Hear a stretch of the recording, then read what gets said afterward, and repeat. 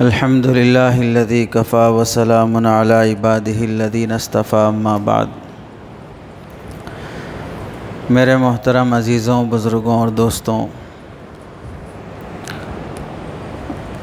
ہمارے ماہانہ پروگرام کے سلسلے کا عنوان ہے کہ اسلام اور عورت۔ اس عنوان کے تحت میں آپ حضرات کے سامنے جو بات عرض کرنی ہے وہ عنوان تو بہت وسیع ہے، لیکن قریب میں آپ لوگوں نے بہت زیادہ ایک فلم سے متعلق چرچا سنا ہوگا، جس میں اسلام اور مسلمانوں کو بدنام کرنے کی نیت سے فلم ریلیز کرنے کی ناپاک کوشش کی گئی اور اس کا نام رکھا گیا ہمارے 12۔ اس کا ٹریلر آپ حضرات کے سامنے، بہت سے لوگ جو فلم دیکھنے کے عادی نہ بھی ہوں، پھر بھی جب کوئی ایسا ایشو ہوتا ہے جس میں کسی خاص کمیونٹی کو ٹارگٹ کیا جاتا ہے تو وہ بات کسی سے چھپی ہوئی نہیں رہتی ہے۔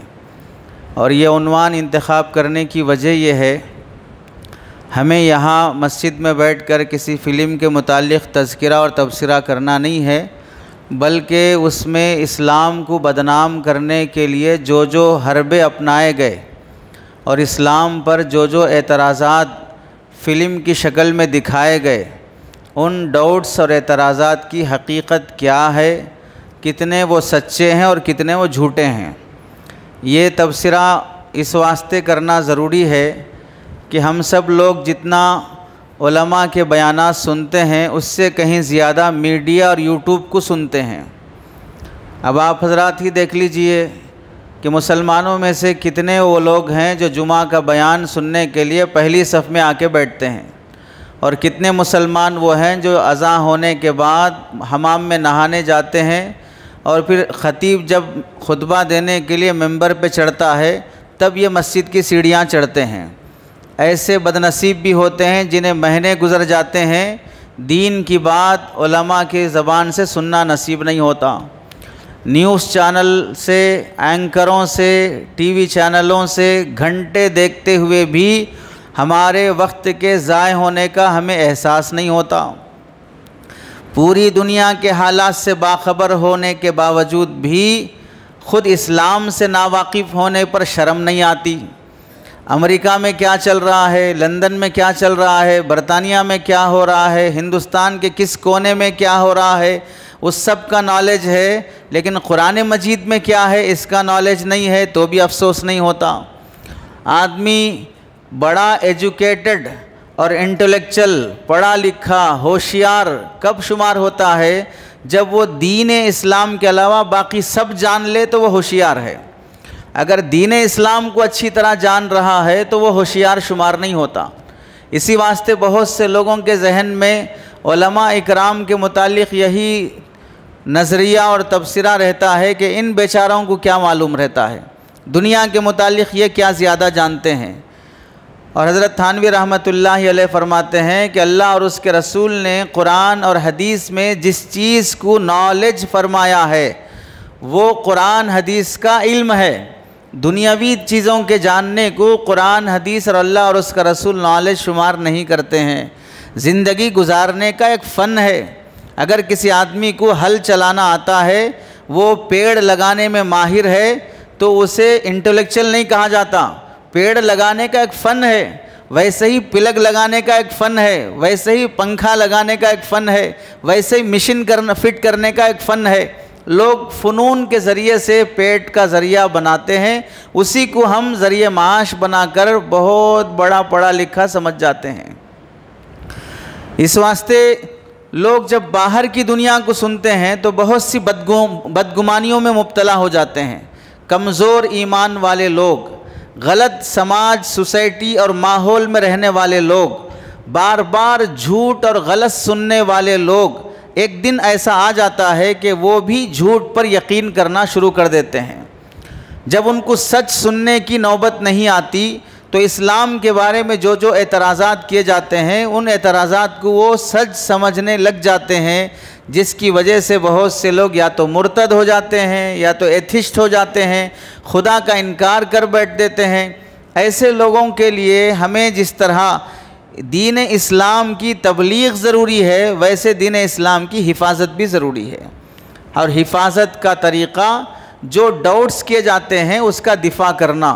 جیسے کہ انسان یہ سمجھتا ہے اگر ہم میں سے کسی آدمی پر کسی نے بلیم کر دیا کہ یہ شخص چور ہے، یہ مسجد کا پیسہ کھاتا ہے، یہ مدرسے کا پیسہ کھاتا ہے، یہ محلے کے لوگوں کو لوٹ کھاتا ہے، تو اگر کوئی کر دیا تو ظاہر سی بات ہے اگر تھوڑی بھی غیرت ہے تو آدمی اپنی صفائی پیش کرے گا۔ ایسا نہیں کہ بولنے والوں کو بولتے رہنے تو میں اپنی زندگی جیوں گا۔ ایک دن آئے گا کہ بدگمانیاں جب پھیلتی جائیں گی تو بدگمانی نفرتوں میں بدل جاتی ہے، اور بدگمانیاں جب نفرتوں میں بدل گئی، نفرتیں دشمنی میں بدل جاتی ہیں، اور دشمنیوں میں جب بدل جاتی ہیں تو پھر انسان کبھی دشمن کی اچھائی کو بھی قبول کرنے تیار نہیں ہوتا، اچھائی کو اچھائی ماننے بھی تیار نہیں ہوتا۔ محبوب کی برائی بھی اچھائی لگتی ہے اور دشمن کی اچھائی بھی برائی لگتی ہے۔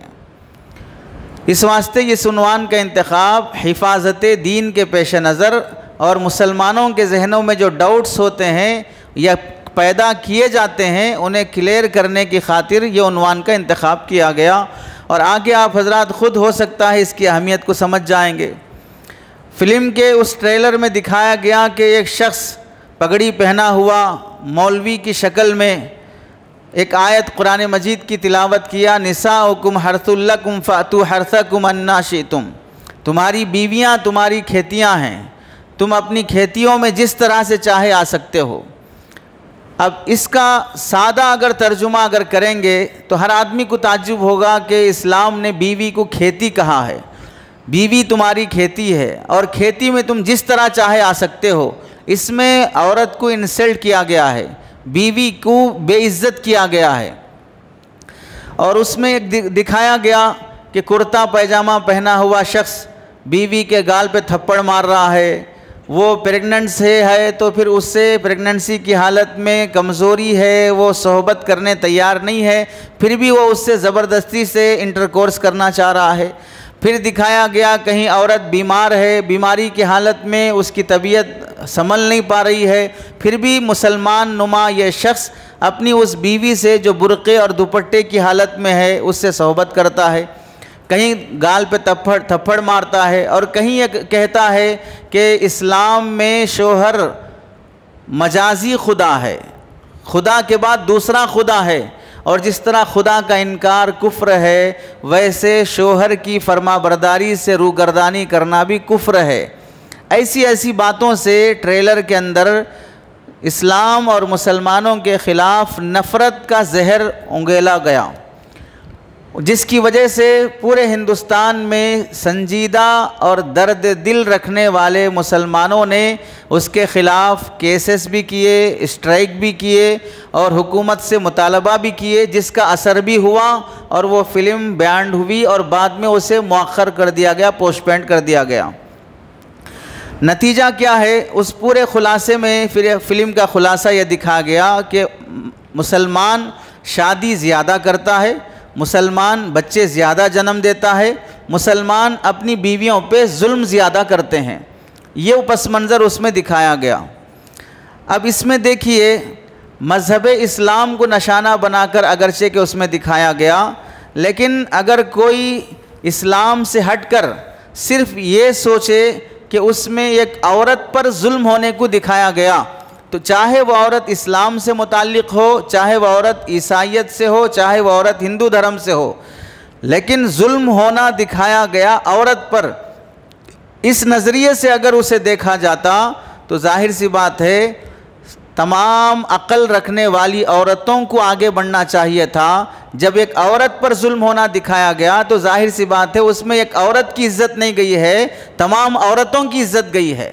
اور ایک مرد کو ظالم ہونا دکھایا گیا تو اس میں صرف ایک کمیونٹی سے تعلق رکھنے والے مرد کو ظالم نہیں دکھایا گیا بلکہ تمام مردوں کو ظالم ہونا دکھایا گیا۔ اس طرح سے اس پر بیان لگنے کا مطالبہ، اور اسلام کی احکامات اور تعلیمات کیا ایسے ہی ہیں جیسا اس میں دکھایا گیا، وہ جاننے کی ہر مسلمان مرد اور عورت کو کوشش ہونا چاہیے تھا۔ لیکن اس طرف توجہ اس واسطے نہیں جاتی ہے، ہم لوگوں کے ذہن میں یہ ہوتا ہے کہ ہمیں کیا کرنا ہے، ہمیں اپنی زندگی سے مطلب ہے، ہمیں اپنی ڈیلی روٹین سے مطلب ہے۔ صبح اٹھو، اپنی جاب کرو، کچھ کماؤ، شام آؤ، بھی بچوں کے ساتھ رہو۔ اسلام کو بدنام کرنے کے لیے کیا کیا شکلیں چل رہی ہیں، اس سلسلے میں ہم دشمنوں کو جواب دینا تو بڑا کام ہے، اسلام کا نالج حاصل کرنا وہ تو آسان کام ہے ایک مسلمان کے لیے۔ اتنی زحمت بھی اگر مسلمان کر لے گا تو آج کا مسلمان اسلام کے بارے میں ڈاؤٹ والی زندگی نہیں گزارے گا۔ کتنے مسلمان ہوئے جنہیں خود اسلام کا صحیح ڈھنگ اور صحیح تعلیمات کا علم نہیں ہے۔ اب اس فلم سے متعلق آپ جانتے ہیں ایک میڈیا کا بہت ذمہ دار شخص ہے جس کا نام آپ سب لوگوں نے سنا بھی ہوگا، اسے دیکھا بھی ہوگا، رویش کمار۔ اس نے اس فلم سے متعلق تبصرہ کرتے ہوئے کہا تھا، اس کا تبصرہ ہے، نفرت کا بازار اتنا بڑھتے جا رہا ہے، اندازہ لگانا مشکل ہے۔ فلم ہمارے 12 آ رہی ہے جو سیدھے سیدھے ایک دھرم وشیش کو لے کر بنائی گئی، اس کے مکھیہ کلاکار، اہم کلاکاروں کو پہچانیے۔ ایک ایجنڈے کے تحت RSS سے جڑے ہوئے یہ کلاکار کلا نہیں بلکہ سماج میں نفرت پھیلانے کا کام کر رہے ہیں، اور یہ کوئی مسلمان نہیں ہے، غیر مسلم ہے۔ غیر مسلم شخص اگر سنجیدہ ہے تو وہ خود اندازہ رکھتا ہے کہ کون سی فلم لوگوں میں اویئرنیس لانے کے لیے، نالج بڑھانے کے لیے ریلیز کی جا رہی ہے اور کون سا کسی کمیونٹی کو ٹارگٹ بنا کر ریلیز کی جا رہی ہے۔ شریعت کے لحاظ سے اگر دیکھا جائے، کسی بھی فلم کا ٹریلر جب ریلیز ہوتا ہے اس کی شرعی حیثیت کیا ہے؟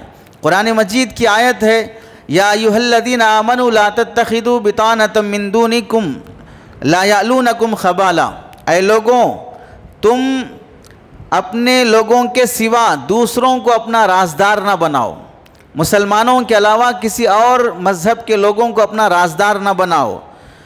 اور کیا فرماتے ہیں اللہ تعالیٰ؟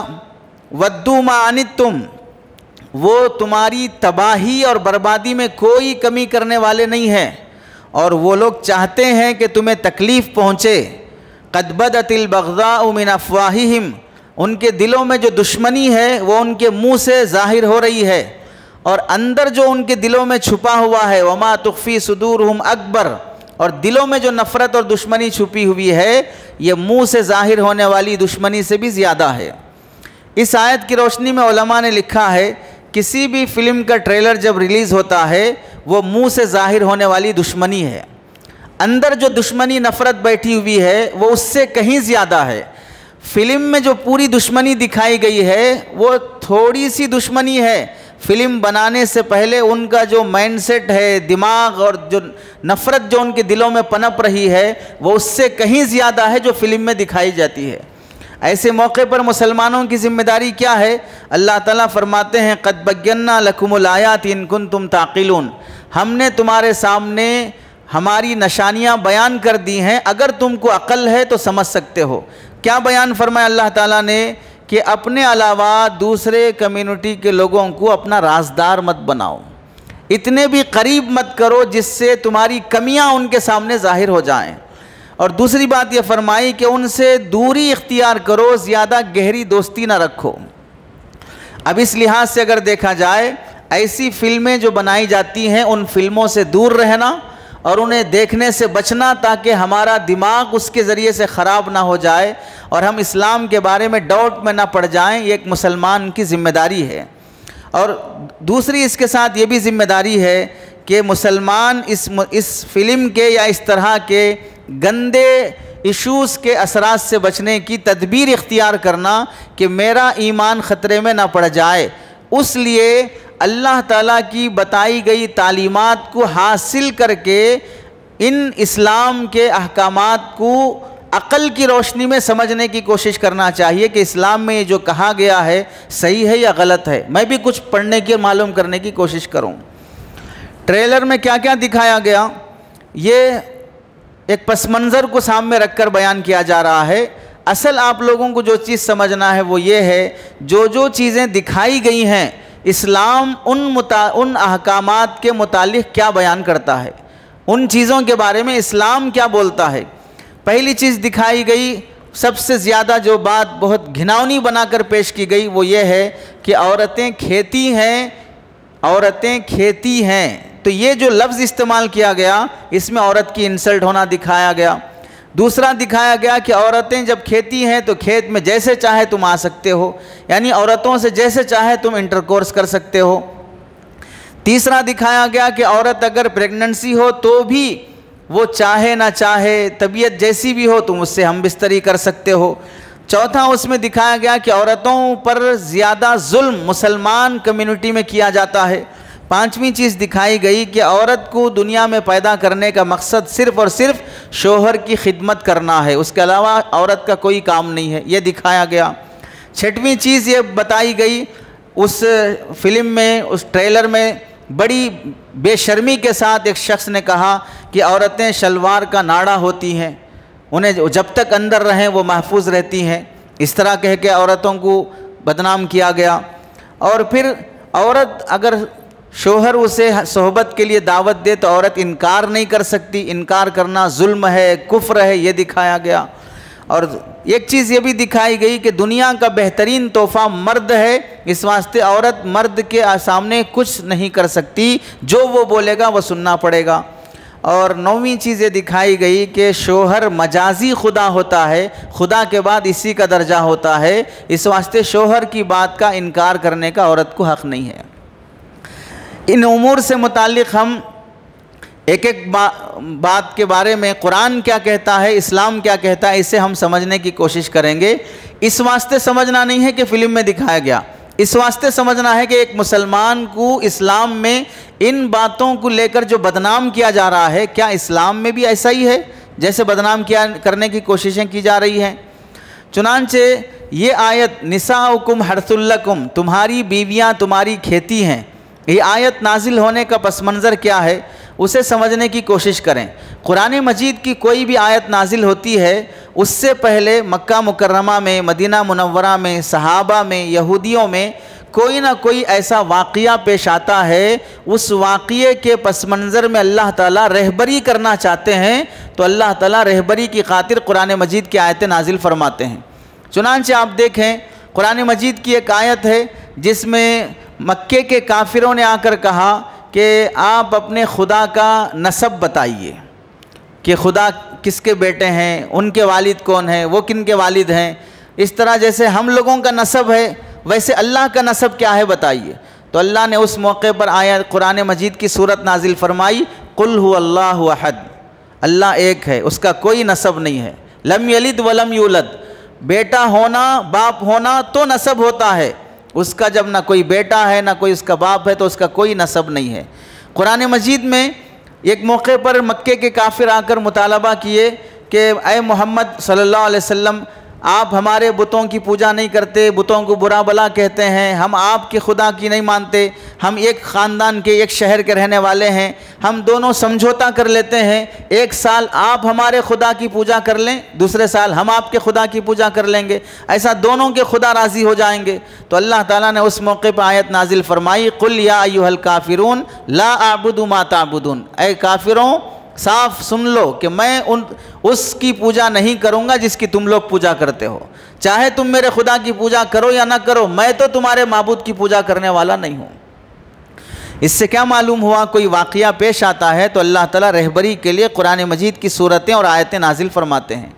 ایسے ہی کیا ہوا، مکہ مکرمہ میں رہنے والی کمیونٹی کے میاں بیوی کے صحبت کا انداز الگ تھا، مدینے میں رہنے والے لوگوں کے کمیونٹی کا صحبت کرنے کا انداز الگ تھا۔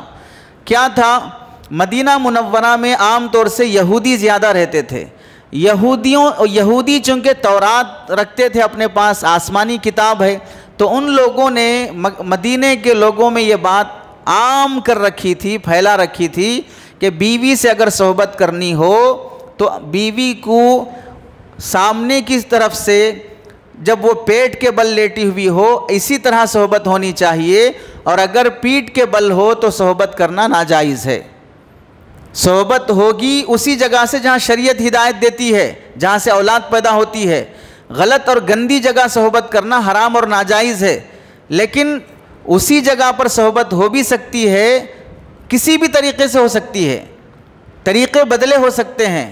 تو اب ہوا کیا کہ جب مکے سے مدینہ صحابہ ہجرت کر کے آئے، ایک صحابی جو مکے کے رہنے والے مہاجر تھے اور مدینے کی رہنے والی ایک خاتون انصار تھی، تو دونوں کا نکاح ہوا۔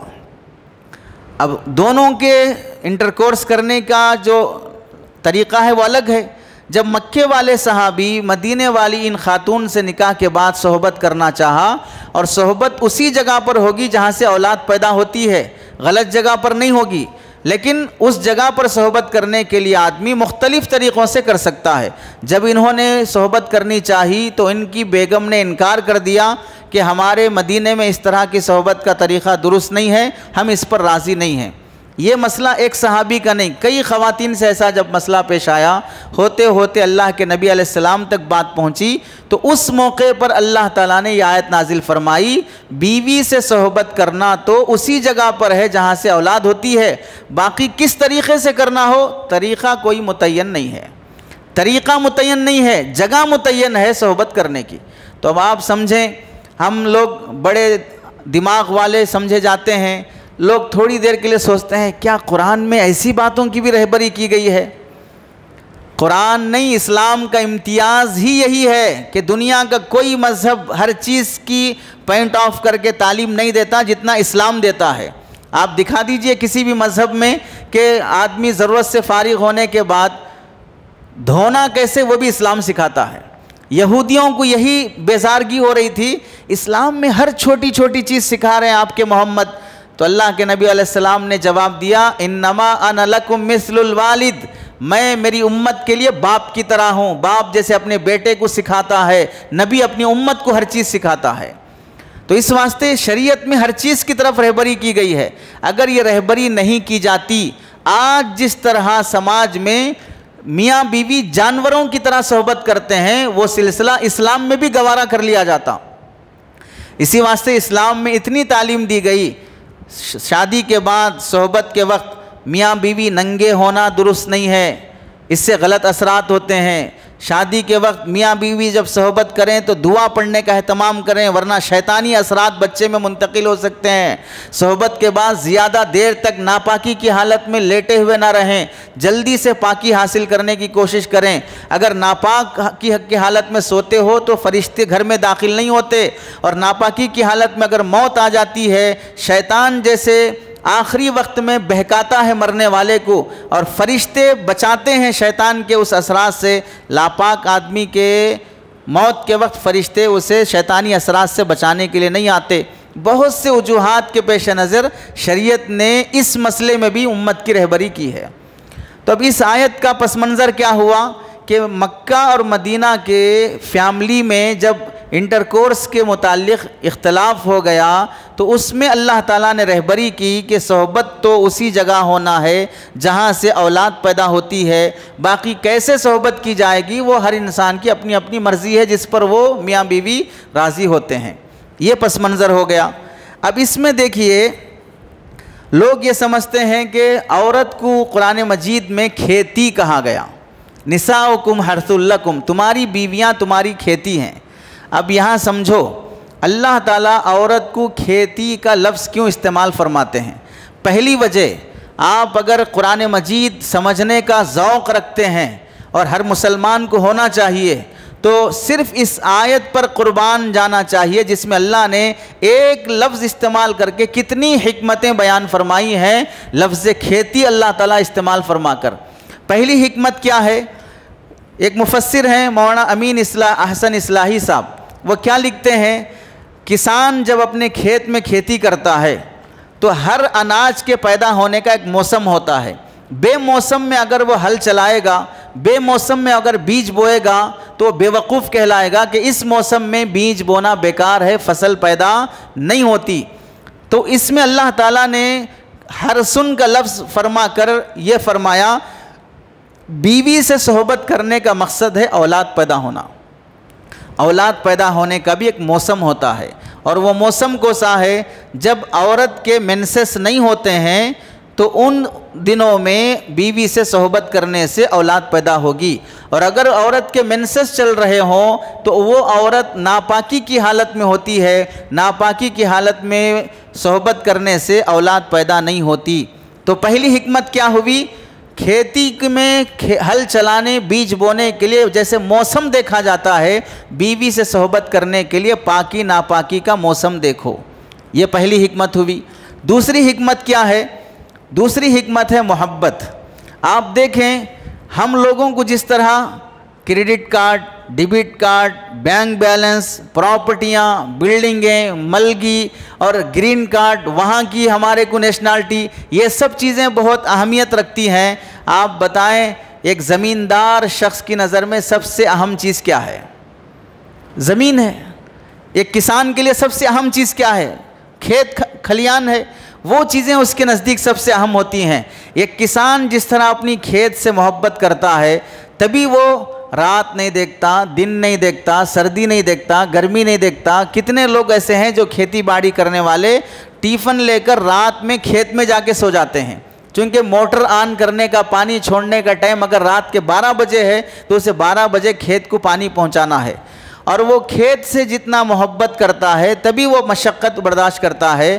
ہم لوگ جس طرح کسی کمپنی کے اگر امپلائی ہیں تو ہم جس طرح اس کمپنی کو چاہتے ہیں کہ بھئی میری وہاں جاب ہے، ڈیوٹی ہے، اور ایسے ہی اگر ہم کوئی بزنس مین ہیں، تاجر ہیں، اپنی دکان سے جیسے ایک انسان کو محبت ہوتی ہے، اللہ تعالیٰ کھیتی کا لفظ فرما کر یہ فرمایا جس طرح ایک آدمی، ایک کسان اپنی کھیت کے لیے تکلیفیں برداشت کرتا ہے، اس کی راحت کا خیال رکھتا ہے، ویسے شوہر بھی کسان ہے بیوی کے حق میں، وہ بھی اپنی بیوی سے ویسی محبت کرنا چاہیے جیسا ایک زمیندار شخص اپنی زمین سے محبت کرتا ہے۔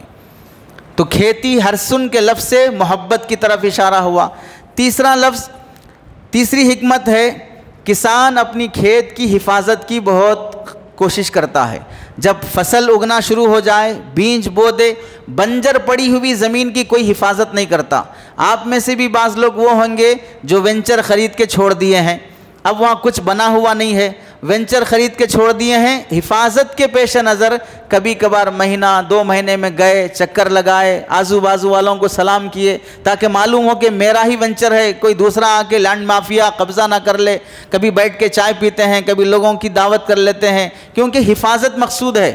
ویسے ہی کھیت کھلیان والا کسان جب اناج اور فصل اگنا شروع ہو جاتی ہے تو وہ چاروں طرف سے باؤنڈری لگاتا ہے، اور پھر اگر کبھی خود کھیت میں نہ ہو، اپنے جیسا ایک اسٹیچو بنا کر ہنڈی پر نقش کر کے ایسے ہاتھ پھیلا کر ایک اسٹیچو کھیت میں کھڑا کر دیتا ہے تاکہ جانور یہ سمجھیں کہ کوئی انسان کھڑا ہوا ہے اور وہ کھیت کے اندر داخل نہ ہو۔ تو کھیت میں آنے والے سور ہوں، گدھے ہوں، بیل ہوں، جانور ہوں، ان سب کو کھیت میں داخل ہونے سے بچانے کی کسان کوشش کرتا ہے۔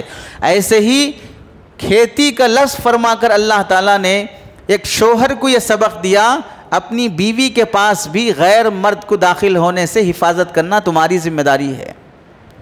اسی لیے قرآن مجید کے 5ویں پارے میں اللہ نے فرمایا کہ وہ بیویاں کامیاب ہیں جو اپنے شوہروں کی غیر موجودگی میں اپنے گھر کی اور اپنی عزت کی حفاظت کرتی ہیں، وہ کامیاب بیویاں ہیں۔ اور حدیث میں فرمایا گیا کہ وہ شوہر دیوس ہے جو اپنی بیوی کے اندر دیور سے، جیٹ سے، پڑوسی سے بے تکا مذاق کرتے ہوئے دیکھنے کے بعد بھی اسے غیرت نہیں آتی، یہ شخص دیوس ہے جو اپنی بیوی کی بے حیائی پر خاموش رہتا ہے۔ اور دیوس کا وبال کیا ہوگا؟ حدیث میں اللہ کے نبی علیہ السلام فرماتے ہیں دیوس کو اللہ تعالیٰ جنت کی خوشبو بھی نہیں سنگھائیں گے۔ تو اس میں بیوی کو کھیتی کا لفظ فرما کر بیوی کی حفاظت کی طرف ترغیب دی گئی۔ چوتھی حکمت ہے مقصد کی طرف متوجہ کرنا۔ مقصد کی طرف متوجہ کرنا کیا ہے؟ کھیت کا مقصد ہے فصل اگانا، بیوی کا مقصد ہے نسل چلانا۔ تو نسل پیدا ہوتی ہے بیوی سے، فصل پیدا ہوتی ہے کھیت سے۔ تو اب اس میں مقصد کی طرف متوجہ کیسے کرایا گیا؟ اللہ نے فرمایا تمہاری بیویاں تمہاری کھیتی ہیں، مطلب یہ ہوا کھیتی میں بیج بونے کا مقصد ہوتا ہے فصل اگانا، بیوی سے ہم بستری کرنے کے بعد مادہ منویہ بیوی میں منتقل کرنے کا مقصد ہوتا ہے اولاد پیدا کرنا۔ تو بتایا گیا کہ جب بھی بیوی سے صحبت کیا جائے تو اولاد پیش نظر رہے، اولاد پیدا کرنا پیش نظر رہے، اور ظاہر سی بات ہے اولاد پیدا ہوتی ہے اس جگہ صحبت کرنے سے جہاں سے بچہ پیدا ہوتا ہے. جہاں سے انسان غلاظت کرتا ہے وہاں صحبت کرنے سے اولاد پیدا نہیں ہوتی ہے. اسی واسطے اس آیت کے تحت میں مفسرین نے لکھا ہے یہاں پر نساؤکم حرث لکم فاتو حرثکم، اپنے کھیت میں آؤ، اس سے مراد یہ ہے کہ بیوی سے صحبت سامنے کے راستے میں کیا جائے، اس واسطے کہ سامنے کا راستہ موضع حرث ہے اور پیچھے کا راستہ موضع فرث ہے. فرسن کہتے ہیں تھا کے ساتھ گندگی کو، گندگی کی جگہ ہے، وہاں سے صحبت کرنا ناجائز اور حرام ہے. تو اس آیت میں حرسن فرما کر اللہ نے مقصد کی طرف متوجہ فرمایا. پانچویں اور ایک بات یہ بھی ہے یاد رکھیں، مقصد کی طرف متوجہ کرنے میں اگر کسی آدمی نے کھیت خریدا، خریدنے کے بعد اس میں باؤنڈری وال بہترین لگایا اور اس میں بہترین بورڈ لگایا اور بہترین نل کا سسٹم بھی لگایا، لیکن کھیت میں اناج بونے کے لیے تیار نہیں ہے، بیج ڈال کر فصل اگانے کے لیے تیار نہیں ہے، تو اب یہ کسانوں کی دنیا میں عقل مند کہلائے گا یا باولا کہلائے گا؟ باؤنڈری تو بہت بہترین لگائی، بورڈ بہترین لگایا، پانی کا بہترین انتظام کیا، لیکن ہل چلا کر بیج بونا نہیں چاہتا ہے تو پھر کھیت خرید کر فائدہ کیا ہوا؟ ایسے اگر کوئی شخص شادی کرنے کے بعد بیوی کو میک اپ بہت اچھا کرایا، کپڑے بہترین پہنایا، زیور بہترین پہنایا، پوری دنیا گھمایا، لیکن بیوی سے صحبت کرنے تیار نہیں ہے تو پھر باولے ہو بیوی بنا کر فائدہ کیا ہوا پھر؟ تو اللہ نے مقصد کی طرف متوجہ کیا ہے، حرسن کا لفظ فرما کر، کھیت ہے فصل اگانے کے لیے تو بیوی ہے نسل پیدا کرنے کی خاطر. پانچویں جو حکمت ہے اللہ تعالیٰ نے جو اس میں بیان فرمائی وہ ہے حق ادا کرنا. حق ادا کرنا کیسے ہے؟ اگر کوئی آدمی کھیت خریدنے کے بعد کھیت میں جس وقت پانی دینا ہے پانی نہیں دیا، جس وقت کھیت کو دوائی مارنا ہے دوائی نہیں مارا، جس وقت کھیت کاٹنا ہے اس وقت کھیت نہیں کاٹا، جس وقت کھیت کی جو ضرورت ہے وہ اس وقت پوری نہیں کیا، چند سالوں یا چند مہینوں کے بعد وہ کھیت بنجر زمین ہو جائے گا جہاں سے پیداوار نہیں ہوگی، نقصان دینے والے چبھنے والی کاٹیاں اور زہریلے سانپ وہاں پر پیدا ہو جائیں گے. تو کھیت کو بر وقت اس کا حق دینا ضروری ہے، ایسے ہی بیوی کو بر وقت اس کا حق دینا ضروری ہے. بیوی کو جب نفقے کی ضرورت ہو، کپڑوں کی ضرورت ہو، علاج کی ضرورت ہو، دوائی کی ضرورت ہو، جب اس کی جو ضرورت ہو، کسان جس طرح کھیت کو موقع کے لحاظ سے ضرورتیں مہیا کرتا ہے، شوہر بھی اپنی بیوی کو اس کی ضرورت کے لحاظ سے اس کے اشیاء مہیا کرنا چاہیے. یہ ایک لفظ میں یہ حکمت بیان ہو رہی ہے. چھٹویں نصیحت ہے، اس میں حکمت ہے، انسان کے انٹرکورس کرنے اور جانوروں کے انٹرکورس کرنے میں امتیاز دکھایا گیا. کیسے؟ انسان اگر صحبت کرتا ہے اور یہ فطرت اللہ نے انسانوں میں رکھی ہے، ویسے یہ فطرت اللہ نے جانوروں میں بھی رکھی ہے. انٹرکورس کرنے سے دنیا کی کوئی مخلوق مستثنا نہیں ہے، ہر جاندار یہ کام کرتا ہے. لیکن جانوروں میں اور انسانوں میں فرق کیا ہے؟ جانور گندے راستے میں صحبت کرتے ہیں اور انسان گندے راستے میں صحبت نہیں کرے گا، اولاد پیدا ہونے کی جگہ ہی صحبت کرے گا. یہ اسے رہبری کی گئی کہ صحبت کرنے کا صحیح راستہ اور صحیح جگہ کیا ہے، یہ قرآن مجید کی روشنی میں بتایا گیا.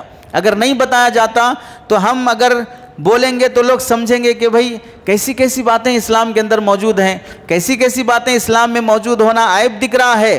پورے گوگل میں اگر سرچ کر لیا جائے، XXX اگر اس میں اگر سرچ کیا جائے، وہاں جو گندی گندی ویڈیوز آتی ہیں اس پر کسی کو افسوس نہیں ہوتا کہ کون سے مذہب کے لوگ کر رہے ہیں، اسے کیوں بڑا بزنس بنائے ہوئے ہیں، کیوں پوری دنیا میں اسے پھیلایا جا رہا ہے. حتیٰ کہ بے شرمی کے ساتھ ہم جنس پرستی، لڑکا لڑکے کے ساتھ، لڑکی لڑکی کے ساتھ، LGBT کو عام کرنا، یہ سب چیزیں لوگوں کو شرم کی نہیں دکھتی ہیں.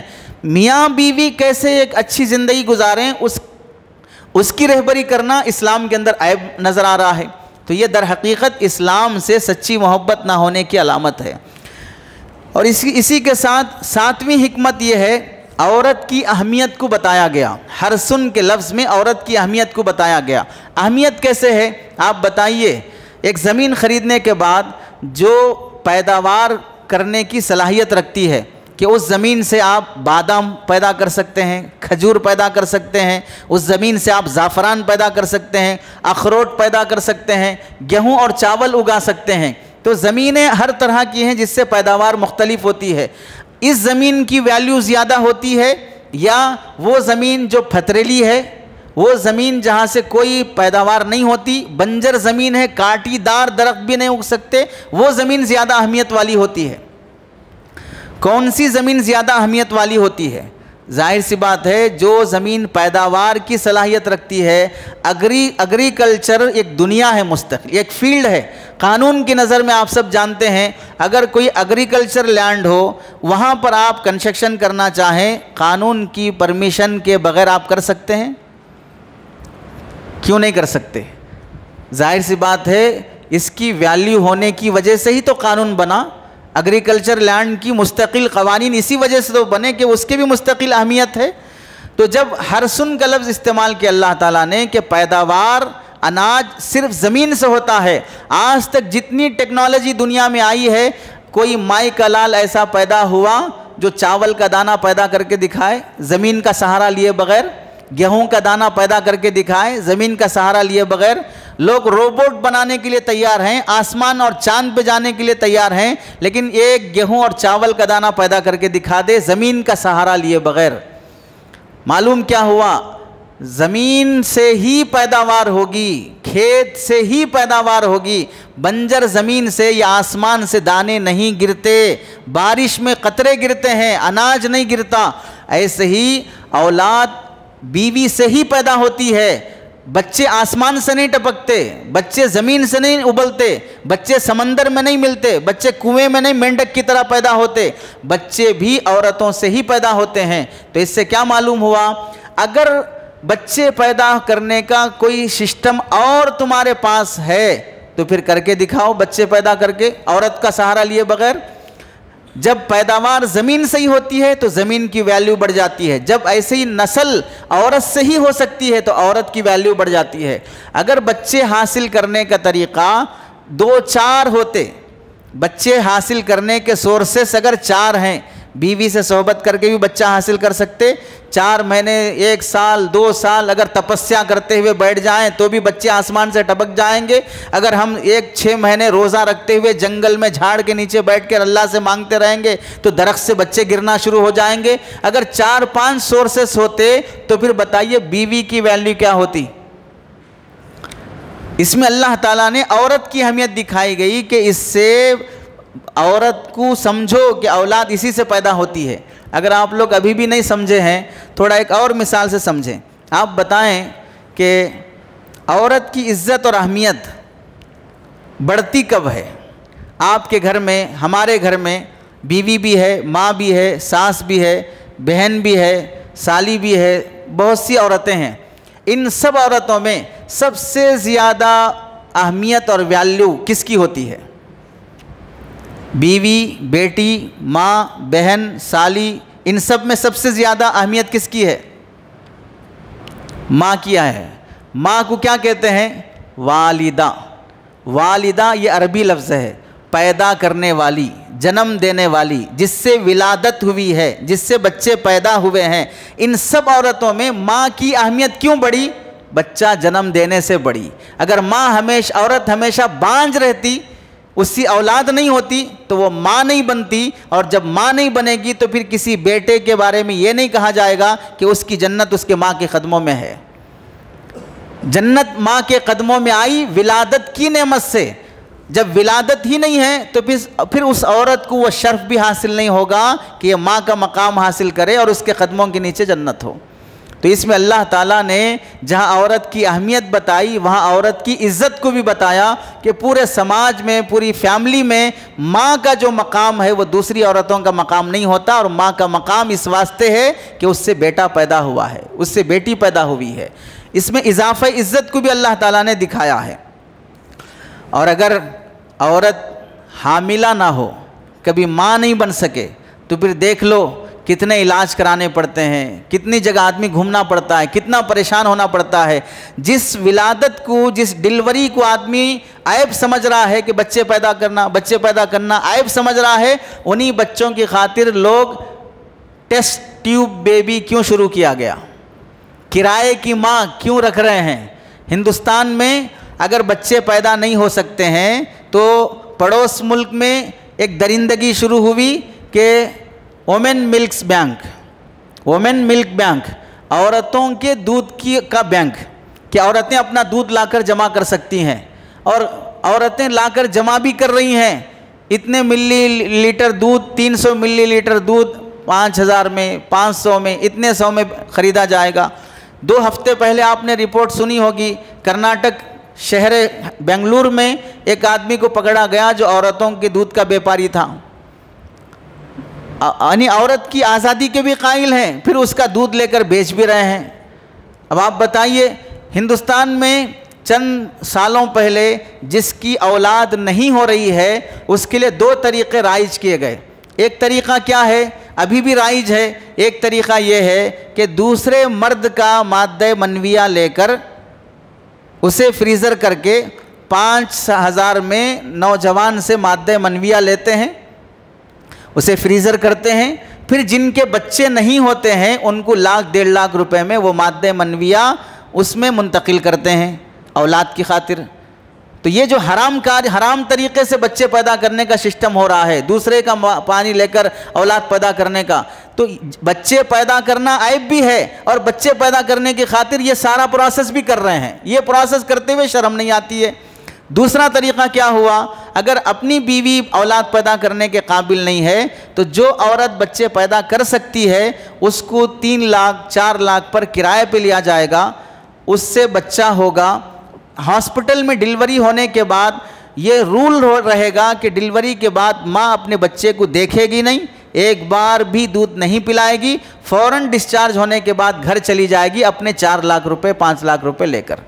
آپ سرچ کر لیجئے، غریب طبقوں میں یہ بزنس کے طور پہ چلتا ہے، جہاں پر عورتیں غریب ہیں، گھرانہ غریب ہے، دوسروں کے بچے پیدا کرنے کی خاطر 4 لاکھ 5 لاکھ کے لیے سال میں 9 مہینے میں بچہ ہو جاتا ہے، تقریباً 1 سال میں ہم کو 4 لاکھ مل جائیں گے، 5 لاکھ مل جائیں گے، اس لیے بچہ پیدا کر کے دے دو۔ تو آپ بتائیے، یہ سسٹم شروع ہوا بچے کی ہی خاطر۔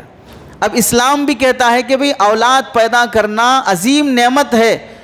اب بیوی اگر شوہر سے پیدا کر رہی ہے تو وہ تو عیب ہو گیا، اور یہ سارے گھناؤنے طریقے استعمال کر رہے ہیں تو یہ الگ فیشن بن گیا، ترقی یافتہ لوگ بن گئے۔ تو اسلام میں یہ عزت کی چیز دکھائی گئی ہے کہ اولاد ہونا ماں کے لیے عزت کا مقام ہے۔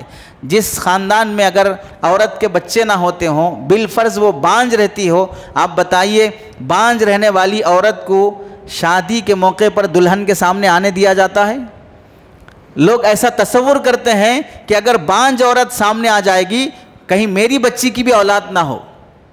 خوشی کے موقع پر بانجھ عورتوں کو سامنے رہنے نہیں دیا جاتا ہے۔ کیا معلوم ہوا؟ عورت کی عزت اور مقام شادی کے بعد اولاد ہونے سے ہی ہوتا ہے۔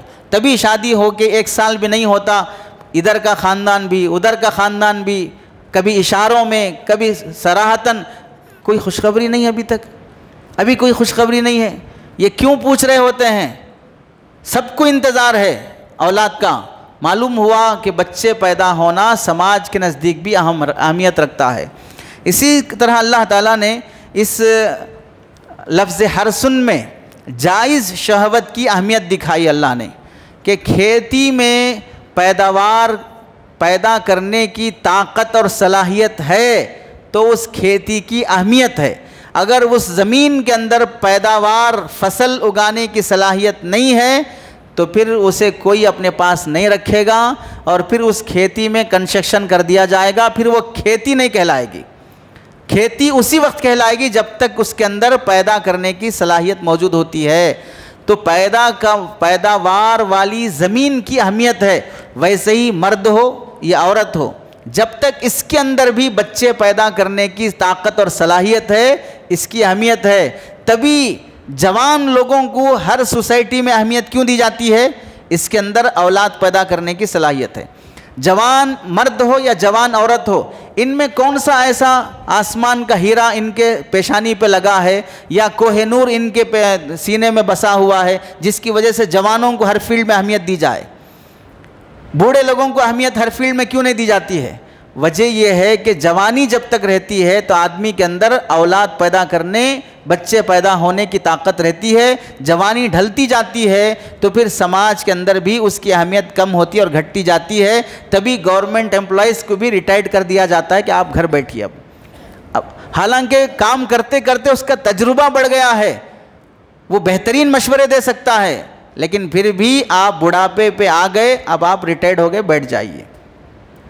اسی طرح پیداوار والی زمین کی جیسے اہمیت ہوتی ہے، جوان لڑکا اور لڑکی کی اہمیت ہوتی ہے، کیونکہ ان میں اولاد پیدا کرنے کی طاقت ہوتی ہے۔ اس کو نہیں سمجھے ہیں تو دوبارہ پھر سمجھیں۔ اللہ تعالیٰ جب انسانوں کو جنت میں داخل کریں گے تو بڑھاپے کی حالت میں داخل کریں گے یا جوان ہونے کی حالت میں داخل کریں گے؟ جو جس عمر میں مرا ہے اسی عمر میں جنت میں جا سکتا ہے، کیا خراب ہے؟ لیکن کیوں اللہ تعالیٰ ہر شخص کو جوانی میں لا کر پھر جنت میں کیوں داخل کر رہے ہیں؟ جوانی کی اہمیت ہے، جوانی میں شہوت رہتی ہے، جوانی ڈھلی شہوت بھی ڈھل گئی، اب کوئی خواہش نہیں ہوتی ہے۔ تو اس میں اللہ تعالیٰ نے ہر سن کے لفظ میں فرمایا پیداوار والی زمین کی جیسی اہمیت ہے، بچے پیدا کرنے والے مرد اور بوڑھے کی بھی اہمیت ہے۔ تبھی جا کر شادی کے موقع پر جب ہم رشتہ دیکھتے ہیں عمر پوچھتے ہیں، کیونکہ بڑی عمر والا ہوگا تو پھر بچے ہوں گے نہیں ہوں گے، بڑی عمر والی عورت ہوگی بچے ہوں گے نہیں ہوں گے، ہوں گے تو پال سکے گا نہیں پال سکے گا۔ یہ سب بنیادی نقطہ ہے اولاد پیدا کرنے کی طاقت ہونا، انہیں سنبھالنے کی طاقت ہونا، اور یہ اللہ نے فرمایا ہر سن کے لفظ میں۔ اور 10ویں حکمت اللہ نے جو فرمائی ہے یہ شرم رکھنے والوں کے لیے بھی ہے اور جنہیں نہیں ہے ان کے لیے بھی ہے۔ اس حکمت میں کیا ہے؟ جو کسان اپنا کھیت کھلیان ہونے کے باوجود اپنے کھیت کی طرف توجہ نہیں دیتا، کوئی دوسرا اس کھیت میں منہ مارنا شروع کر لے گا۔ اس کا جائز طریقہ کیا ہے؟ اپنی زمین ہے لیکن ہم پیداوار نہیں کر رہے تو لوگ کیا کرتے ہیں؟ گتے پہ لے لیتے ہیں کہ ہم کو آپ 2 سال کے لیے دے دو، ہم پیداوار کر لیں گے، آپ کو سالانہ اتنا دے دیں گے۔ تو زمین آپ کی ہے لیکن آپ توجہ نہیں دے رہے ہیں تو دوسرا کسان توجہ دے رہا ہے، وہ اس سے فائدہ اٹھا رہا ہے۔ ایسے ہی بیوی آپ کی ہے، اگر آپ توجہ نہیں دیں گے تو بیوی کہیں اور منہ مارنا شروع کرے گی، کوئی اور بیوی کی طرف منہ لٹکانا شروع کر دے گا۔ تو اللہ نے رہبری فرمائی جب کھیتی تمہاری ہے تو تم اس کی طرف متوجہ رہو، غفلت نہ برتو۔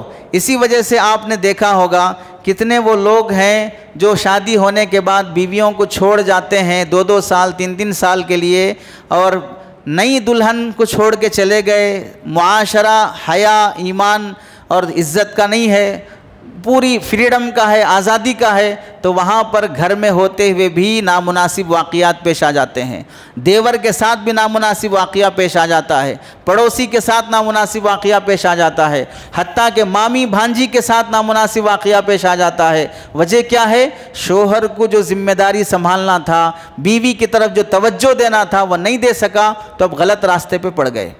تو اللہ نے رہبری فرمائی کہ کھیتی تمہاری ہے، تم اس کی طرف متوجہ رہنا چاہیے۔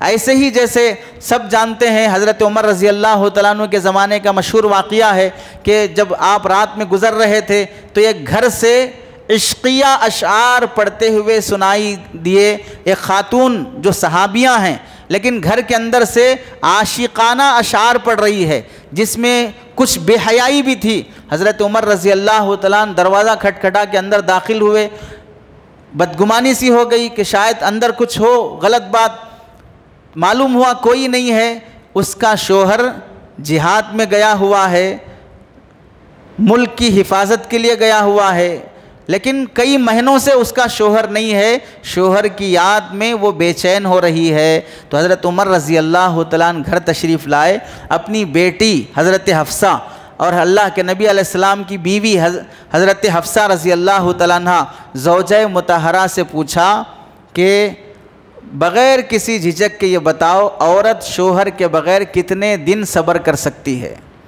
حضرت حفصہ بیٹی ہوتے ہوئے پہلے تو شرمائی، لیکن جب شرعی مسئلے کی بات آئی تو حضرت حفصہ نے اپنے ہی والد حضرت عمر رضی اللہ تعالیٰ عنہ سے فرمایا 4 مہینے عورت اپنے شوہر سے دور صبر کر سکتی ہے، اس کے بعد اس کی نیت اور خواہشات میں تبدیلی آنا شروع ہو جاتی ہے۔ تو حضرت عمر رضی اللہ تعالیٰ عنہ نے قانون بنایا کہ کوئی شوہر اپنی بیوی سے 4 مہینے سے زیادہ دور نہ رہے۔ اب آپ بتائیے کتنی باریکی سے اسلامی رہبری کی گئی ہے کہ اگر آپ دور جاتے بھی ہو تو اپنی بیوی سے 4 مہینے سے زیادہ دور نہ جاؤ، اس سے تمہارا گھر اجڑ سکتا ہے، تمہارا خاندان برباد ہو سکتا ہے۔ کتنے کیسز ایسے نہیں ہیں جو آپ نیوز میں دیکھے، اخبار میں دیکھے، شوہر کئی سالوں سے کئی مہینوں سے دور ہے اور بیوی غلط راستے پہ پڑی ہوئی ہے۔ شہر کے واقعات ہیں، مسلم ایریے کے واقعات ہیں۔ تو اللہ تعالیٰ اس میں رہبری فرماتے ہیں کھیت جب تمہارا ہے تو تمہیں اس کی طرف متوجہ رہنا چاہیے۔ تو آپ دیکھ لیجئے اسی بات کے پیش نظر کہ عورت کا مقصد ہے اولاد پیدا کرنا، اور اولاد پیدا کرنے کی صلاحیت عورت میں ہے، تو پھر شوہر کو اپنی بیوی کی طرف متوجہ رہنا چاہیے۔ یہ تو اسلام میں جائز اور صحیح طریقے بتائے گئے۔ ہمارے جو برادران وطن ہیں غیر مسلم بھائی، ان کے مذہب میں کیا لکھا ہے کہ اگر ہندو مذہب کا مسئلہ ہے، شوہر اولاد پیدا کرنے کے اگر قابل نہیں ہے تو اپنی بیوی سے کہے گا کہ کسی دوسرے مرد سے تعلقات پیدا کر کے اولاد پیدا کرو اور وہ بچے میرے ہی شمار ہوں گے۔ اور یہ کہاں لکھا ہوا ہے؟ رگ وید چیپٹر نمبر 10 میں لکھا ہے کہ جب اولاد پیدا کرنے کی مرد میں طاقت نہ ہو تو عورت دوسرے مرد سے نیوگ کر کے اولاد پیدا کرے، مگر اپنے عالی حوصلہ شادی کیے ہوئے خاوند کی خدمت میں کمر بستہ رہے۔ خدمت تو شوہر کی کرے گی، اولاد دوسرے سے پیدا کر لے۔ اب یہاں اتنی زیادہ اہمیت بچوں کی ہے تو کیا اسلام بھی اس کی اجازت دیتا ہے؟ تو زیادہ گھٹیا تعلیم نعوذ باللہ اسلام میں ہے یا جو اسلام کو بدنام کرنے پہ لگے ہیں ان کے مذہبی کتابوں میں ہے؟ آگے آپ دیکھیں نیوگ کسے کہتے ہیں؟ قدیم ہندو رسم ہے، اس کا مطلب یہ ہوتا ہے کہ اگر کسی بیوی کا شوہر قتل کر دیا گیا یا وہ انتقال ہو گیا تو اس بیوی کو اس بات کی اجازت رہتی ہے، مذہب کی روشنی میں یہ غلط نہیں شمار کیا جائے گا کہ وہ عورت دوسرے مرد سے تعلق رکھ لے گی، اس سے اولاد جو ہوگی وہ اسی مرے ہوئے مقتول شوہر کی ہی اولاد شمار ہوگی۔ تو بچوں کی اہمیت اس سے کتنی ظاہر ہو رہی ہے، اولاد پیدا کرنے کی اہمیت اس سے کتنی ظاہر ہو رہی ہے۔ اسلام کتنا عفت اور پاک دامنی کی تعلیم دیتا ہے کہ اگر تمہیں اولاد نہیں ہوتی ہو تو صبر کرو، اللہ کسی کو یہب لمن یشاء اناثا ویہب لمن یشاء الذکور ویجعل من یشاء عقیما، اللہ کسی کو لڑکے دیتے ہیں، کسی کو لڑکیاں دیتے ہیں اور کسی کو کچھ بھی نہیں دیتے، اللہ کی مرضی ہے۔ اور اللہ کے نبی علیہ السلام کی زندگی میں دکھایا کہ 11 بیویاں ہونے کے باوجود 1-2 بیویوں سے ہی بچے ہیں، بس باقی سے اولاد نہیں ہو رہی ہے۔ تو اللہ نے دکھایا کسی کی بیویوں سے ہوتی ہیں، کسی کی نہیں ہوتی ہیں، آپ صبر کرو، لیکن یہ تو رہبری نہیں کی ہے کہ آپ دوسرے مردوں سے تعلق رکھو۔ ایسے ہی ہر سن کا لفظ کہنے میں 11ویں حکمت یہ ہے، کسان جس طرح اپنی کھیت پر خرچ کرتے ہوئے دل نہیں دکھتا ہے کہ میں کھیت میں بیج لا رہا ہوں، میں کھیت میں دوائی پہ پیسے خرچ کر رہا ہوں، میں جھاڑوں کی حفاظت کے لیے کسی کو رکھ رہا ہوں، میں باؤنڈری لگانے کے لیے پیسے خرچ کر رہا ہوں۔ کھیت پر پیسہ خرچ کرتے ہوئے کسان کو پریشانی نہیں ہوتی، بیوی پر پیسہ خرچ کرتے ہوئے بھی پریشانی نہیں ہونا چاہیے، کیونکہ کھیت کی حفاظت خرچ کرنے میں ہے اور بیوی کی بھی حفاظت اس پر خرچ کرنے میں ہے۔ اسی واسطے غریب لڑکوں کو شادیاں نہیں ہوتی، لڑکیاں نہیں ملتی، کیونکہ اس کے اندر خرچ کرنے کی طاقت نہیں ہوتی ہے۔ تبھی جا کر رشتے کرتے ہوئے لڑکا کیا کماتا ہے، کیا ڈگری ہے، کون سی جاب ہے، ذاتی مکان ہے نہیں ہے، کیوں سوالات ہوتے ہیں۔ اس کی ذمہ داری ہے خرچ کرنا بیوی پر، اگر وہ خرچ کرنے کی طاقت نہیں ہے تو یہ بیوی رکھنے کی بھی طاقت نہیں رکھتا ہے، تبھی رشتے نہیں ملتے ہیں۔ اسی واسطے عمر ڈھلتی جا رہی ہے، شادیاں نہیں ہو پاتی ہیں، کیونکہ لڑکا ابھی اپنے پیر پہ نہیں کھڑا ہے، اسٹیبل نہیں ہوا ہے۔ معلوم ہوا کھیتی کا لفظ کہنے میں شوہر کی ذمہ داری ہے بیوی پہ خرچ کرنا۔ سسرال کا فقیر بننا اور بھیک میں جوڑا جہیز لینا شوہر کی شان نہیں ہے، اس میں شوہر کا مقام اور اس کی حیثیت بھی دکھائی گئی ہر سن کا لفظ کہنے میں۔ اور 12ویں حکمت ہے لینت، نرمی۔ نرمی کا مطلب کیا ہے؟ اللہ نے بیوی کو کھیتی کہا، سڑک نہیں کہا، پہاڑ نہیں کہا، روڈ نہیں کہا، پتھر نہیں کہا، بیوی کو کھیتی کہا۔ اللہ چاہتے تو بیوی کو کہتے تمہاری بیویاں تمہارا جنگل ہیں، تمہاری بیویاں تمہارا روڈ ہیں، تمہاری بیویاں تمہارا پہاڑ ہیں، تمہاری بیویاں تمہارا چٹان ہیں، یہ بھی بول سکتے تھے، لیکن اللہ نے حرسن کا لفظ فرمایا، اور کھیتی تبھی پیداوار کے قابل ہوتی ہے جب اس کی زمین نرم ہوتی ہے۔ تو اس میں اللہ نے اشارہ دیا کہ بیویاں نرم ہوتی ہیں، بیویاں نازک ہوتی ہیں، ان پر ہاتھ مت اٹھاؤ، ان پر جیسے کھیتی کرنے والا کسان جتنا ہل چلانا ہے، زمین کو جتنا اندر تک کھودنا ہے اتنا ہی کھودتا ہے، دیوانہ بن کر بور جس طرح کھودتے ہیں ویسا نہیں کھودتا۔ تو بیوی کے ساتھ سلوک کرنے میں نرمی کا معاملہ اختیار کرو، جیسے کسان بھی کھیتی کے نرم اور سخت ہونے کی رعایت کرتا ہے۔ اور 13ویں حکمت ہوئے جو اللہ تعالیٰ نے اختیار فرمائی وہ ہے تخصیص۔ حرث لکم، تمہاری بیویاں تمہاری کھیتی ہیں، دوسرے کی نہیں ہو سکتی۔ تمہاری بیویاں تمہاری کھیتی ہیں، دوسرے کی کھیتی نہیں ہو سکتی۔ اس میں بیوی کی تخصیص کی گئی کہ بیوی کبھی ہمیشہ شوہر کی رہے گی، وہ دوسرے کی نہیں ہو سکتی۔ کیا مطلب ہوگا کہ بیوی بننے کے بعد، کسی بھی لڑکی کے بیوی بننے کے بعد وہ لڑکی شوہر کی زیادہ سنے گی، اب دوسروں کی زیادہ نہیں سنے گی۔ ہمارے ابو ایسا بول رہے، ہمارے امی ایسا بول رہے، ہماری بہن ایسا بول رہی، اپنی بیوی اپنی ماں کی، اپنی بہن کی، اپنے باپ کی، اپنے بڑے بھائی کی شادی سے پہلے سنے، اب تمہیں سننا ہے صرف تمہارے شوہر کی۔ یہ ایک تخصیص تو یہ ہوئی۔ دوسری تخصیص کیا ہوئی؟ حرث لکم کہنے میں کہ بیوی کے ساتھ صحبت کرنے کا اختیار اسی کو ہوگا جو اس بیوی کا شوہر ہے، دوسروں کو صحبت کرنے کا اختیار نہیں رہے گا۔ یہ کیوں کہا ہے؟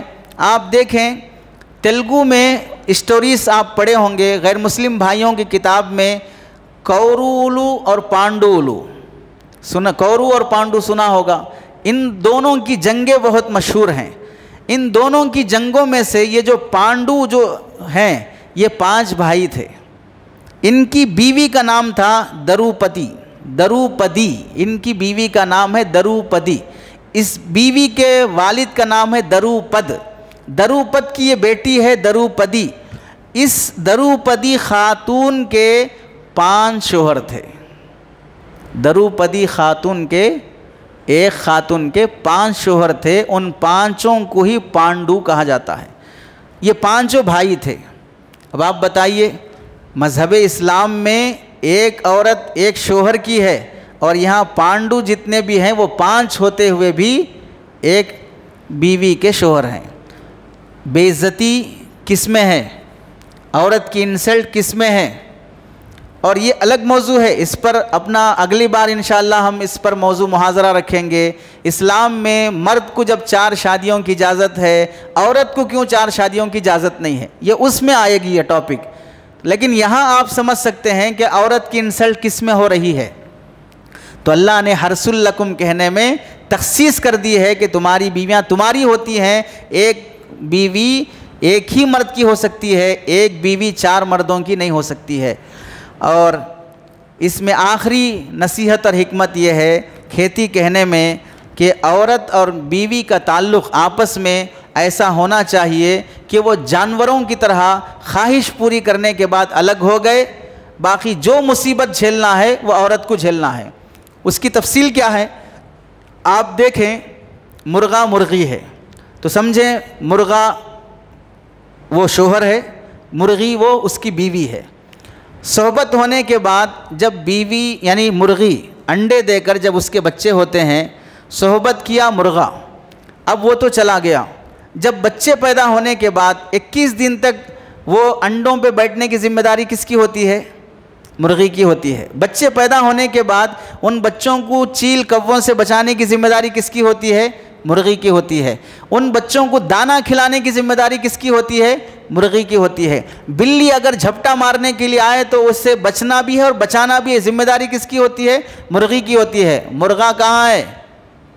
ضرورت پوری کر لیا چلا گیا۔ یہی سسٹم گدھوں میں، گھوڑوں میں، کتوں میں، حیوانوں میں، جانوروں میں، سب میں ہے۔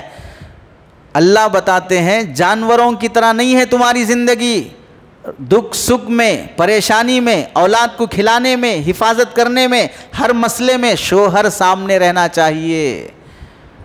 جانوروں کی طرح پوری ذمہ داری عورت کے حوالے نہیں کرنا چاہیے۔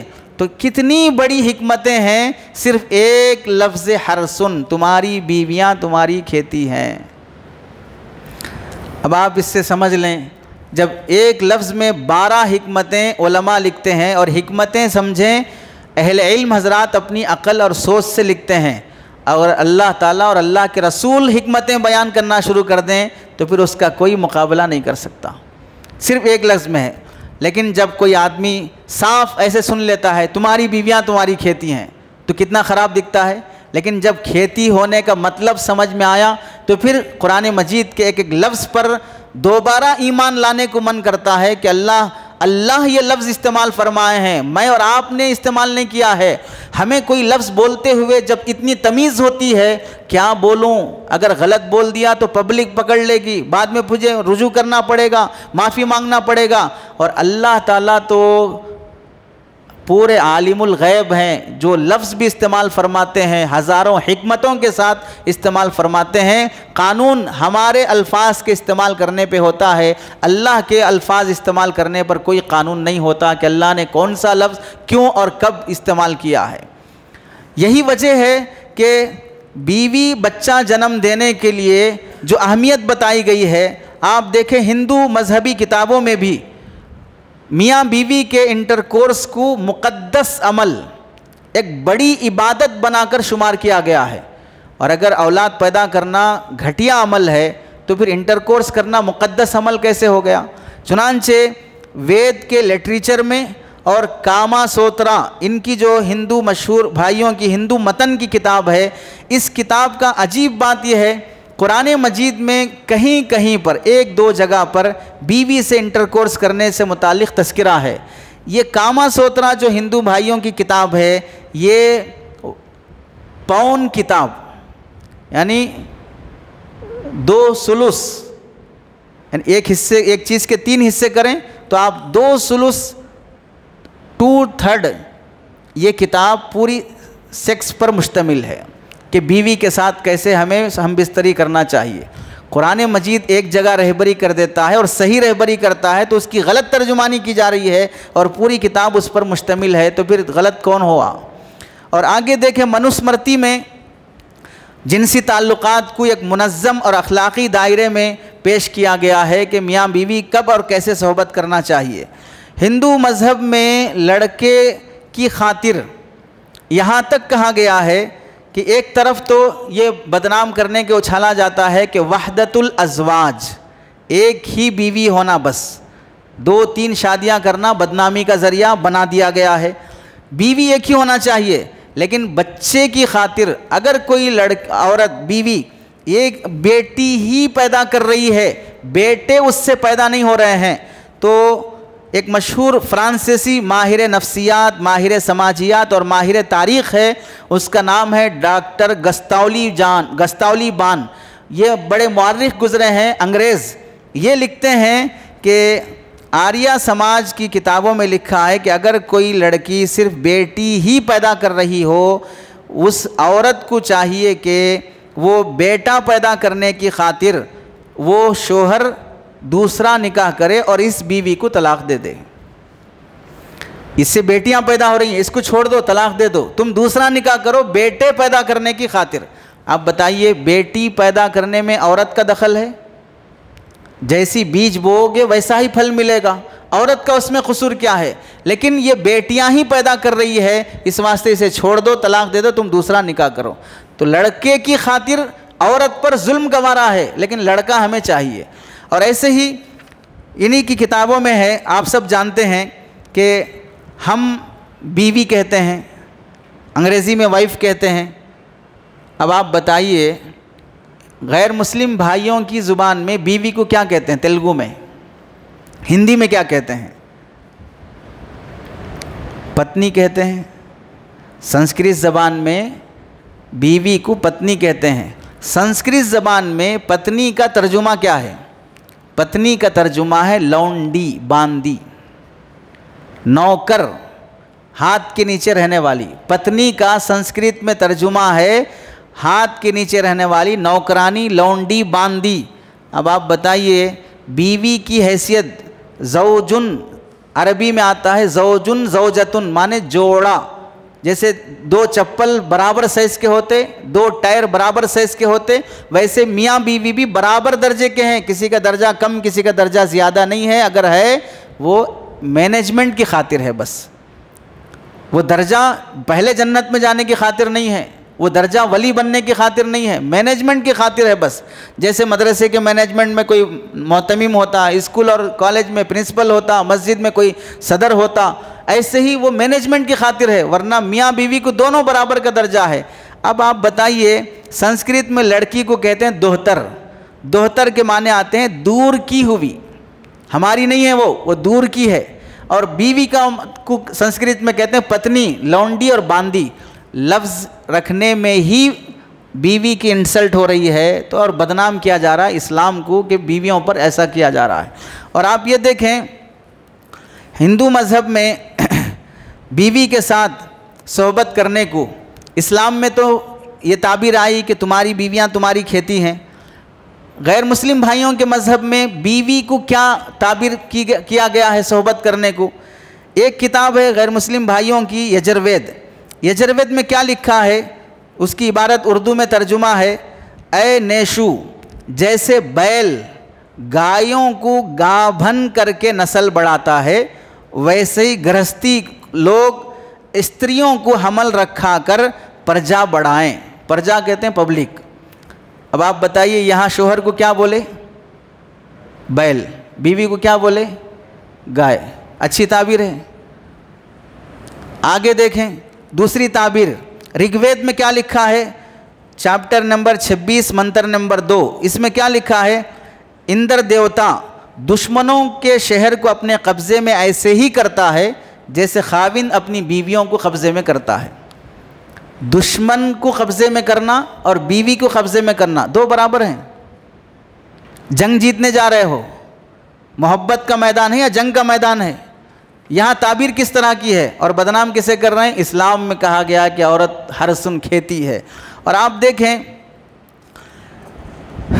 ہمارے انہی بھائیوں کی کتاب میں لکھا ہوا ہے، منوسمرتی چیپٹر نمبر 57 میں لکھا ہوا ہے کہ اگر عورت خاوند کو خوش نہیں رکھتی کا تعبیر سمجھنا چاہیے، خوش نہیں رکھتی اور اس کی حسرت یعنی اس کی خواہش دور کرنے کی تدبیر نہیں کرتی تو اس کی وجہ سے نسل چلنا بند ہو جاتی ہے۔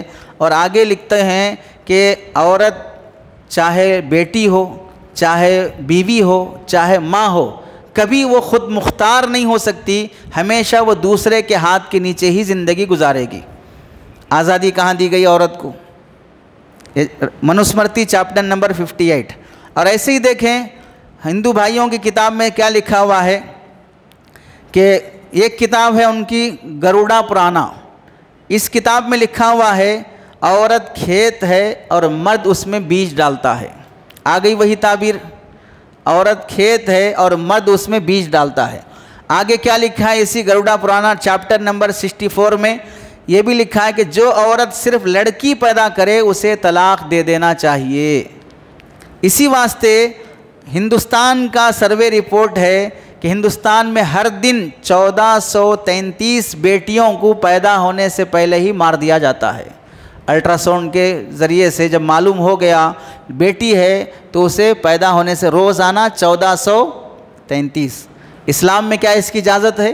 اسلام میں اللہ تعالیٰ نے پارے 30 میں صاف طور سے پوچھا گیا کہ اس دن تمہیں پوچھا جائے گا بِأَيِّ ذَنْبٍ قُتِلَتْ، کس گناہ میں بیٹیاں ماری جاتی ہیں؟ تو بیٹیوں کو مارنے اور دفن کرنے کی سخت وعید قرآن مجید میں آئی ہے۔ اور یہاں کی تعلیم کیا ہے کہ اگر بیٹیاں پیدا ہو رہی ہوں تو آپ اسے طلاق دے دو، اور اسی وجہ سے ہمارے ہندوستان میں روزانہ 1433 بیٹیاں ماری جاتی ہیں۔ منوسمرتی میں لکھا ہوا ہے عورت مٹی کے جیسی ہے اور مرد کا صحبت کرنا ہل چلانے کی طرح ہے۔ Manusmriti chapter number 92۔ رگ وید میں لکھا ہوا ہے ایک عورت کو 10 بیٹے پیدا کرنا چاہیے۔ ایسے ہی پدما پرانا میں لکھا ہوا ہے عورت کا مقصد بچے پیدا کرنا ہے۔ یہ ہے پدما پرانا جلد نمبر 6 صفحہ نمبر 89۔ اب آپ دیکھیں اس تفصیل میں قرآن مجید کی تعبیر یا اسلام کی تعلیم کہاں غلط ہو گئی کہ بیوی کو ہرسن کا لفظ بولنا، کھیتی کا لفظ بولنا غلط ہے، اولاد پیدا کرنا غلط ہے، اور یہ تمام تفصیلات جو آپ کے سامنے آئی ہیں صحیح کیا ہے غلط کیا ہے، لیکن فلمی دنیا کے ذریعے سے جب بات اچھالی جاتی ہے، جن کو صحیح نالج نہیں ہوتا وہ لوگ غلط فہمی میں آ جاتے ہیں، قرآن میں ایسی بات ہے کیا، حدیث میں ایسی بات ہے کیا۔ ہمیں اپنے ایمان کی حفاظت کی خاطر اسلامی تعلیمات کا صحیح علم ہونا اور اس پر 100% یقین رکھنا ضروری ہے۔ یہاں تک جو آپ حضرات کے سامنے گفتگو تھی وہ صرف اس بات پر تھی کہ قرآن میں عورت کو کھیتی کیوں کہا گیا، اس پر جو ڈاؤٹس کیا گیا اس پر یہاں تک کی گفتگو تھی۔ باقی پریگننسی کی حالت میں صحبت کرنے کے بارے میں کیا ہدایات ہیں، عورت پر جبراً صحبت کرنے کا اختیار ہے کیا مرد کو، اور پھر کیا شوہر مجازی خدا ہوتا ہے، اور کیا عورت صرف شوہر کی خدمت کے لیے پیدا ہوئی ہے، یہ جتنے بھی 10 اور 8-9 اعتراضات ہیں اس کے بھی تفصیلی جوابات آگے موجود ہیں۔ چونکہ وقت ہو چکا ہے، اگلے کسی موقع سے مختلف، جیسے مہینے میں ایک بار اسی طرح کا پروگرام رہتا ہے، اس موقع پہ انشاءاللہ دیگر اس طرح کے اعتراضات کے جوابات پیش کیے جائیں گے۔ اللہ سے دعا ہے کہ اللہ تعالی ہمیں اسلام کی صحیح سمجھ اور اسلامی احکامات پر ایمان اور اعتقاد نصیب فرمائے۔ آمین۔ وآخر دعوانا ان الحمد للہ رب العالمین۔